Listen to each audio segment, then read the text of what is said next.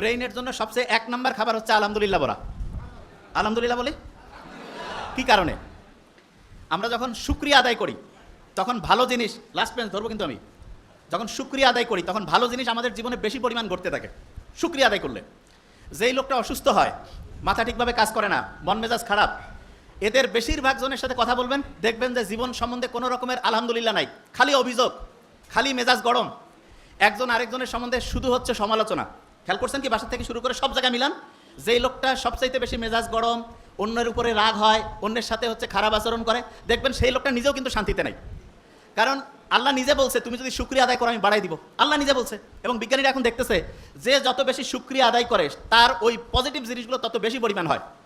আমরা এখানে যারা যারা আছি প্রত্যেকেই একটা কথা এখন উচ্চারণ করব, আমাদের প্রত্যেকের অসাধারণ অসম্ভব ভালো একটা ব্রেন আল্লাহ দিয়েছে, বলি আলহামদুলিল্লাহ। এটা বলি প্রত্যেকের অসাধারণ অসম্ভব শক্তিশালী একটা ব্রেইন আল্লাহ দিয়েছেন।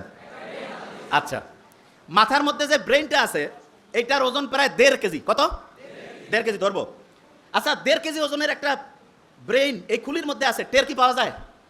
আপনি হাতের মধ্যে 1.5 কেজি নেন তো, কেমন শক্ত লাগে না? ওজন লাগে না? মাথার মধ্যে যে 1.5 কেজি ওজনের ব্রেইনটা আছে, এই যে সহজে সালাম ফিরাচ্ছি, এদিকে ওদিক যাচ্ছি, সামনে পিছনে ইয়া করতেছি, ওই রকম কি 1.5 কেজি ওজন মনে হয়? আল্লাহ একটা অসাধারণ মেকানিজম করছে। সেটা কি?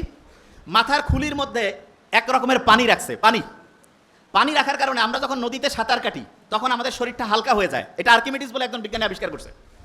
এবং আমাদের ব্রেইনটা আমাদের এই খুলির মধ্যে ওইরকম সাঁতার কাটতেছে। এবং সাঁতার কাটার কারণে যেই ব্রেইনের ওজন প্রায় 1,500 গ্রাম, সেটা কমে মাত্র 50 গ্রাম হয়েছে। কত গ্রাম? 50 গ্রাম। এটা কিন্তু একটা প্রশ্ন ধরবো। তাহলে 1,500 গ্রামের ব্রেইন পানির মধ্যে সাঁতার কাটার কারণে কয় গ্রাম হয়েছে? Very fine. কত গ্রাম? 50 গ্রাম। তার মানে আপনি যে মাথাটা এরকম করতেছেন, কত গ্রাম করতেছেন? 50 গ্রাম। আমরা যখন মায়ের গর্ভে ছিলাম না, এই যে লাস্ট বেঞ্চ, মায়ের গর্ভে যখন ছিলাম, মায়ের গর্ভেও কিন্তু আমরা এরকম সাঁতার কাটতাম। এবং আল্লাহ এত সায়েন্টিফিক, মায়ের গর্ভে যখন আমরা ছিলাম মাকে লাথি মারতাম, গুতা মারতাম, কিন্তু মা যে কষ্ট করতো, এই জন্য মায়ের আলাদা একটা মর্যাদা আল্লাহ দিয়েছেন। এবং মোহাম্মদ সাল্লাল্লাহু আলাইহি ওয়াসাল্লাম তো আমরা এটা জানি যে সম্মান করবো কার? মায়ের, তারপরে কার? মায়ের, তারপরে কার? মায়ের, তারপরে কার? বাবার। তার মানেটা কি? তার মানে যে যত বেশি পরিশ্রম করবে, যে যত বেশি কষ্ট করবে, তার মর্যাদা আল্লাহ তত বাড়ায় দিবে। আমরা যারা মুসলমান সমাজের আছি, আমাদের সবচেয়ে শ্রেষ্ঠ একটা বৈশিষ্ট্য হইতে হবে চেষ্টা করা, পরিশ্রম করা। 1 নম্বর বৈশিষ্ট্য কি হবে? চেষ্টা করা, পরিশ্রম করা। পরিশ্রম আর চেষ্টা করার যে স্টাইলটা, সেটা আল্লাহ আমাদের গোটাল ডেইলি রুটিনের মধ্যে অলরেডি দিয়ে দিয়েছেন। কীরকম? মুসলমান যারা 5 ওয়াক্ত নামাজ পড়ে না, 5 ওয়াক্ত ফজর যখন আমি নামাজ পড়ি, নামাজ পড়ার পরে আমরা অনেকে মূর্খ তো, নামাজ পড়ার পরে ইচ্ছা মতো ঘুমাই গেলাম, তাই লাভটা কি হলো? আল্লাহ নামাজ পড়ার পরে আমাদেরকে পরিশ্রমে যাওয়ার জন্য সবচাইতে বেশি হচ্ছে উদ্বুদ্ধ করছে। নামাজ শেষ করো, তারপরে তোমার জীবিকা অন্বেষণে বের হয়ে যাও। জীবিকা অন্বেষণ মানেটা কি? স্টুডেন্ট যারা, সে কি টাকা ইনকাম করবে? নো, তার প্রধান কাজ কি? পড়াশোনা করা। তাইলে আমি ফজরের নামাজ যখন পড়লাম, তারপরে আমার প্রথম কাজ কি হবে? পড়াশোনা করা। কি করা? পড়াশোনা। পড়াশোনার ক্ষেত্রে সবচেয়ে ভালো বুদ্ধি যেটা, সেটা হচ্ছে আগে কোরআন পড়ে নিব।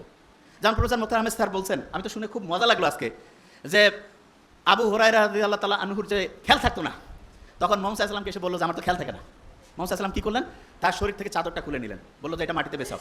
এরপর মুহাম্মদ সাল্লাল্লাহু আলাইহি ওয়াসাল্লাম একটু সেখানে দোয়া পরে একটা ফু দিলেন, বা ওনার হচ্ছে লালার থেকে কিছু জিনিস দিলেন।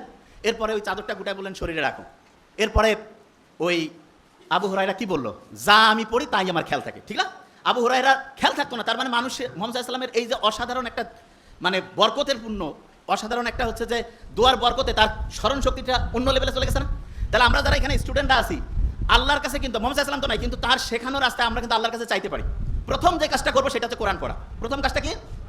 আচ্ছা, এবার আমি বলি আগে, ব্রেইনে যে পানিটা আছে, এটার কারণে ব্রেইনের ওজনটা কত গ্রাম হয়? 50 গ্রাম। আচ্ছা, এবার শুনি, সকালে উঠে কোরআন শরীফ পড়ে যদি আমি বই পড়ি, লাভটা কি সেটাকে বুঝতে হবে। কোরআন শরীফ যখন আমি পড়বো, নিউ ইয়র্ক টাইমসের নাম শুনছি আমরা, নিউ ইয়র্ক টাইমস একটা খুব বড় রকমের হচ্ছে পত্রিকা, সেখানে একটা আর্টিকেল ছাপানো হয়েছে এরকম, যে ব্রেইনটা এমন একটা অবস্থা আছে, যেই অবস্থায় পৌঁছলে পড়ে 1 ঘন্টায় 5 থেকে 10 ঘন্টার পড়া যায়। 1 ঘন্টায়, এই যে লাস্ট বেঞ্চ, ওই যে লাস্ট বেঞ্চ, 1 ঘন্টায় 5 থেকে 10 ঘন্টার পড়া যায় 1 ঘন্টায়। এবং সেই অবস্থাটা তার একটা নাম দিয়েছে। কি নাম? Flow state. কি নাম? আচ্ছা, আমি বানানটা করি, FLOW, ফ্লো স্টেট। তা ওরা ফ্লো স্টেট তৈরির জন্য 5টা উপাদানের নাম বলছে। কয়টা উপাদান? 5টা উপাদান।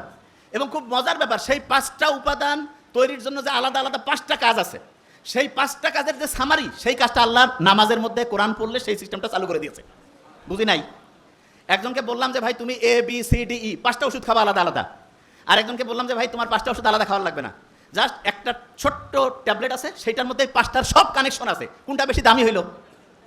বুঝে নাই? একজন ডক্টরের কাছে গেছে 5টা আলাদা আলাদা ওষুধ দিছে, আরেকজনের কাছে গেছে বলছে তোমার এই 5টা খাওয়া লাগবে না, একটা খাইলে 5টার কাজ করবে, তাহলে কোনটা বেশি ভালো ডাক্তারই হইলো? ওই একটা কাজ হচ্ছে নামাজ পড়া, কোরআন পড়া। কোন কাজ?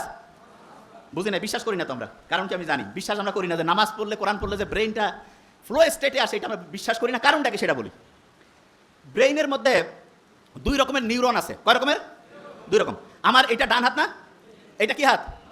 এরকম 2 রকমের নিউরন আছে। এক রকমের নিউরন আমি যদি ভালো চিন্তা করি সেটাতে সে হেল্প করবে, শুনতেছি। আরেক রকমের নিউরন আমি যদি খারাপ চিন্তা করি সেটাতে সে হেল্প করবে। তার মানে আমি যেরকম চিন্তা করবো সে সেরকম করে কাজ করবে। তাহলে আমি যদি চিন্তা করি যে আমার ব্রেন অসাধারণ, তাহলে ভালো পক্ষের যে নিউরন সেটা হচ্ছে তোমাকে সফল করার জন্য সে পজিটিভলি কাজ করবে। আর আমি যদি চিন্তা করি না আমার ব্রেন ঠিকভাবে কাজ করে না, আমার মাথার মানে হচ্ছে শক্তি কমে গেছে, আমার খেয়াল থাকে না, তাহলে ওই নিউরন, যে নিউরনটা খেয়াল না রাখতে তোমাকে হেল্প করবে, সেটা কাজ করবে।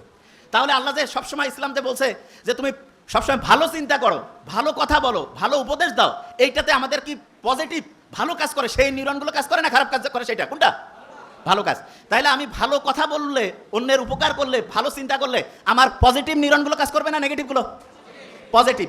একজন তো অসাধারণ হয়, তার কি নেগেটিভ নিউরন কাজ করে না পজিটিভ? পজিটিভ। আচ্ছা, এবার এই যে ঈদের সময় মানুষ লঞ্চে করে যায় না বাড়ি, ঈদের সময়? তা আগে তো ঈদের সময় দেখা যাইতো লঞ্চ এত বেশি জ্যাম প্যাক থাকতো যে মানুষজন হচ্ছে যে মানে জায়গায় পাইতো না। তা এক নাস্তিক, সে আল্লাহ তো মানে টানে না, সে পাশে কয়েকজন কি মুসলমান, তাদের সাথে গল্প করতেছে যে আল্লাহ কি বানাইছে। বলছে কেন? বলছে দেখো তো এই যে বড় বড় যে চায়না, জাপান, আমেরিকা, এরা যে বড় বড় এরকম জাহাজ, তারপরে হচ্ছে যে এরকম ফেরি, বড় বড় বিমান টিমান যে বানায়, এগুলো দেখা যায় যে ওই বিভিন্ন ফ্যাক্টরির মধ্যে তৈরি করে, আলাদা আলাদা পার্টস থাকে, তারপরে সেই পার্টসগুলো এসে এক জায়গায় জোড়া দিয়ে একটা জায়গায় সুন্দর করে চলতে থাকে। তা বলছে এটা তো করে। বলছে আল্লাহ যদি এরকম করতো যে আমাদের হাতগুলো আলাদা খুলে রাখা যাইতো, পাগুলো আলাদা খুলে রাখা যাইতো, শুধু মাথাটা আর একটু বুক পর্যন্ত, তাহলে সবাই অল্প জায়গার মধ্যে হইতো, আর ওগুলো সবাই ব্যাগের মধ্যে জোড়া করে রেখে বাড়িতে নামার পরে আরাম করে আবার লাগাই দিয়ে চলে যেত। তা নাস্তিকের এই কথা শুনে কে আর কি কবে, সবাই কাছে আসলে আল্লাহ ধ্বংসই করে দিছে। ফজরের ওয়াক্তর সময় সেই নাস্তিক ঘুম থেকে উঠছে, উঠার পরে আশেপাশে যে আছে সবাইকে ডাকতেছে, ডাকার পরে বলতেছে ভাই আমাকে উজু করার সিস্টেম শিখাই দাও। বলছে কেন? কয় ভাই আমি যা করছি জীবনে বড় ভুল করছি, এখন আমার ঠিক হওয়া লাগবে। কেন, কি হয়েছে? বলছে গতকালকে আমি বললাম যে আল্লাহ যদি এরকম প্রত্যেকটা হাত পা আমার আলাদা আলাদা করে ছোট ছোট করে, ওই যে বড় গাড়ির যেমন স্ক্রু আলাদা করে খুলে খুলে ব্যাগের মধ্যে রাখা যায়, সেই সিস্টেম যদি আল্লাহ করতো, আর আমিও তো নিশ্চয়ই তাহলে ব্যাগের মধ্যে ওইটা রাখতাম। তা ব্যাগেরটা গতকাল যে ব্যাগের মধ্যে আমি আমার হচ্ছে টাকা পয়সা আর কাপড় চোপড় রাখছি, ওই ব্যাগটা হারাই গেছে। যদি আমার ওই হাত পা ওই ব্যাগের মধ্যে রাখতাম তাহলে এটা তো নাই হয়ে যেত, আমি বাড়ি যাইতাম কেমন করে? বলছে আমি ভাই যা করছি ভুল করছি, নামাজ পড়বো, আল্লাহকে এখন থেকে ডাকবো। ব্রেইনের দাম এখনকার